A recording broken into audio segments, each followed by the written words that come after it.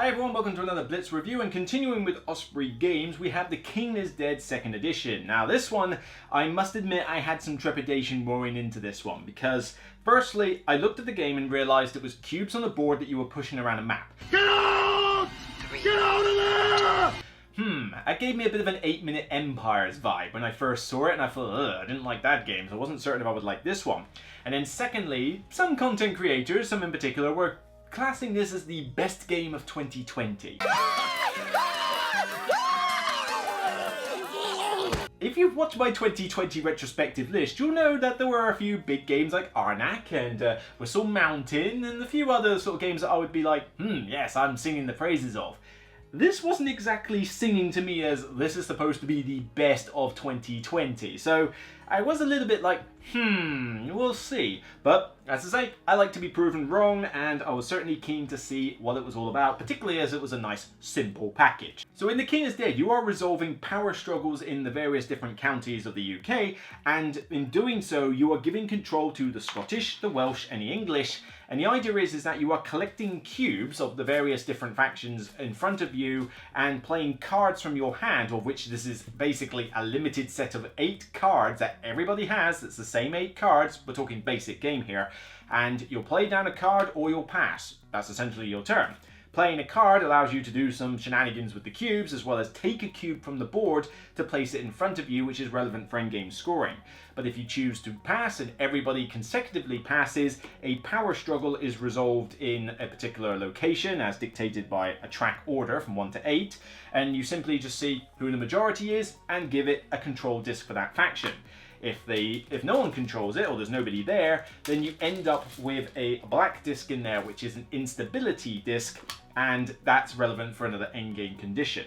The game continues on until one of 2 conditions is met. You resolve 8 power struggles, one for all 8 locations, at which point there's an endgame condition where you basically look at who's the most powerful faction out of the whole lot. So did the Welsh control the most places, or did the Scots? And then you look at which player has the most follower cubes in front of them of that nation. They're the winner. Alternatively though, if 3 of these instability discs comes out, then you instead resolve the game by way of a French invasion. At this point, you look in front of you and see how many of the cubes you have in sets. So you've got the yellow, blue, and the red here, and basically each set is worth a point, and you just collate how many sets each player has, and whoever has the most sets wins the game. And starting off with a pro in that regard, this is a very simple game to get up to speed with. I mean, the rulebook is bigger than it needs to be, frankly. 2 pages are done with the setup, and the setup's only got a few bits of direction here. The first part is just the contents. There's a page for how to play, there's a page for game end, and then it's like a team mode, and then the action cards are given all the detail they need. I mean, that is it. There's so few rules in this game that it's almost a pick up and play game in terms of like, you've never seen it before, you could just get it out and do it. And to be frank, that's how I did it the first time. I just took it to a game night, we read the rules at the time, and within about 15 minutes we were up and running, and as I say, that was all we needed to know. In terms of the component quality and the looks aren't bad either for what is effectively a bone-dry cube pushing game. The board is very nice. You've got this kind of almost like gold embossed outline around the countries. It's very clear, you can see what's going on, and it's a decent sized board for what you need. The rest of it is just cubes and discs, but the cards are decent quality cards. I mean, they're fairly sturdy. I mean, you don't even feel the need to sleeve them, to be honest. I mean, I probably will sleeve these, but I wasn't exactly desperate to. The main annoyance is the fact that the box is way too big for what this game is. I mean, literally, the only reason the box is this big is because of this board. This board could have done with maybe folding into 4s so that you could have a much broader box, or ideally, Osprey should have taken a leaf out of the PAX Premier range, or whatever it is, PAX games, where they have a little roll-up map. This is perfect for just a very small roll-up playmat for the board that you could just roll up nice and tight, put in that space there, and then the cubes and the cards would barely take up any space. I reckon you could get it in the box like half this size. This one is kind of Splendor levels in terms of how much air is in the box. It is kind of ridiculous, but it's a minor gripe. It's just one of those things we have to deal with a lot. It's not something I'm going to mark it down heavily for. But in terms of the gameplay itself, this surprised me, actually. I was expecting not a lot from this. I thought, oh, this is going to be like 8-Minute Empire, and I'm going to be bored to tears. It's just pushing cubes around, whoop-de-doo. This has a lot going for it though in terms of its depth, and it doesn't click until you're about, say, a quarter of the way through the game, and then you start really realizing, ooh, wow, and it suddenly opens up for you.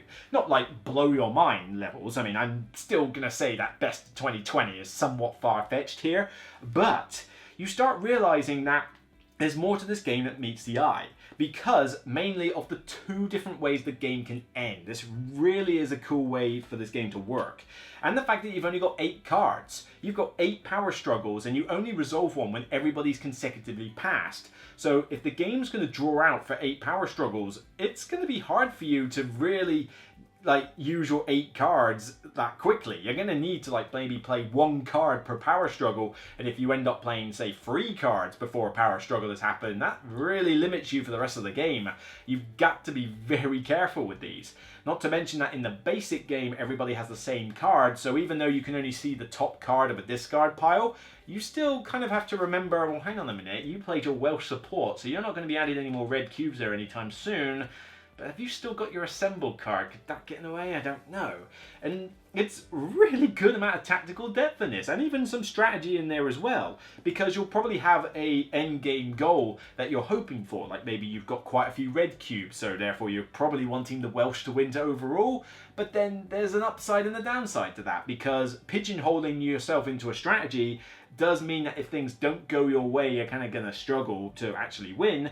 But also, if you are making certain factions win areas, because all the cubes get removed off the board in that area, you might find that, yes, you've maybe said the Welsh control 3 areas, but then there's not many Welsh cubes on the board. They're probably not going to control any other areas. So by removing their cubes off the board to put them in front of you, you're effectively weakening the nation as you go forward. And there's a lot of little nuances like that, which didn't jump out at me at first, but really did sort of surprise me and go, oh,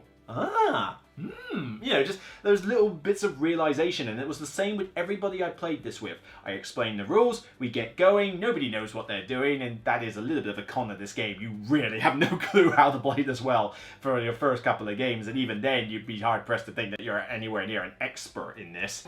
I don't get it. People started clicking as to what this game was about, and it worked out well. In fact, nobody has come away from this with a dislike for the game, which is certainly, tells props. If you want to make the game even more strategic, you can add these advanced cards, which basically replace 3 cards from everybody's set and give you 3 unique cards that only you have. These are really cool to use, and they do spice up the game nicely, but do not use them until everybody's comfortable with the game, because you are basically asking for it. It's hard enough trying to remember what everyone's played out of the base 8, let alone the fact that somebody could have one of 3 cards that could just mess you over and you have no idea what that card is. Yes, you know that I'm the only person with a spy if it turns up in my hand, but does another player have resist, or quell, or muster, or ambush, or march? You don't know, so they won't know until they play it. So you really don't want to use this for your first few games. Now, as much as I talk very highly about the gameplay, and I gotta say, this really did surprise me as to how fun the gameplay is, it's not without its flaws. Firstly, and this is probably the biggest flaw of the game, which doesn't kill it, but it certainly is a big downer, the time length. This is a game that quotes, what does it say, 30 to 45 minutes on the box. With 2 players, 3 players maybe, 4 players no. Or if it is 4 players, it's going to be 45 minutes, but you're active for about 10 minutes of that. This can drag out quite a bit with a lot of players, and the reason for that is that this is a game that can cause unbelievable amounts of analysis paralysis if you're not careful. Because yeah, you might think, well, the cards are simple enough, put this one down, add 2 red cubes. But the fact of the matter is because your decisions are so important as to what you're doing in this game, you can't just make them willy-nilly. So everybody's thinking hard about what they're going to do, what possibilities could happen, whether they want a nation to control an area, whether they want it to go unstable, are they going to help, are they going to wait? There's a lot of forward planning you got to do, and that means analysis paralysis, which means the downtime can be quite heavy. You can't really plan your next turn very well because the board state can change to such an extent that you got to rethink your turn. And this means that if the game, even if it does take 30 to 45 minutes, you're not active for a lot of that time. And I've had 4-player games of this drag out to an hour easily enough, because with 4 of you, it's even more chaotic on the board, but also that's 4 players who have to do a lot of thinking. And linked to that is I'm not a big fan of playing this with 4. 4 introduces a team mode where the opposite people like team up. So I'd be teamed up with this person and these two team up. And the idea is depending on what victory condition you do, you either have the single player on your team like has the most and you win with them, or you win as a team. You know, it depends which side you get. But the idea is that you can't communicate tactics and strategy, so you're effectively just with them for the ride rather than being able to actually say, look, we need to do this. If we do this, then it stops them, you know, or anything. None of that can happen. So you're kind of just getting into your partner's head and hoping they're on the same wavelength as you. The problem is, unless you are an expert at this game, like you have played it countless amount of times and everybody's familiar with it, you won't have a situation where you're on the same wavelength as your partner. And woe betide if someone like me, for example, who's played this a few times now, plays with 3 complete randoms who have never seen the game before and tries to play a 4-player team mode. Because the person I'm with is not going to do anything I want them to do, but then the 2 others who have never played this game before are like, what are we doing exactly? I don't really know. It's just, you know, team mode I just don't think like works that well. 2 players, it's back and forth, tug of war, very quick turns. Well, not the quickest of turns, but a fairly quickish game because you've only got 1 person to go before you.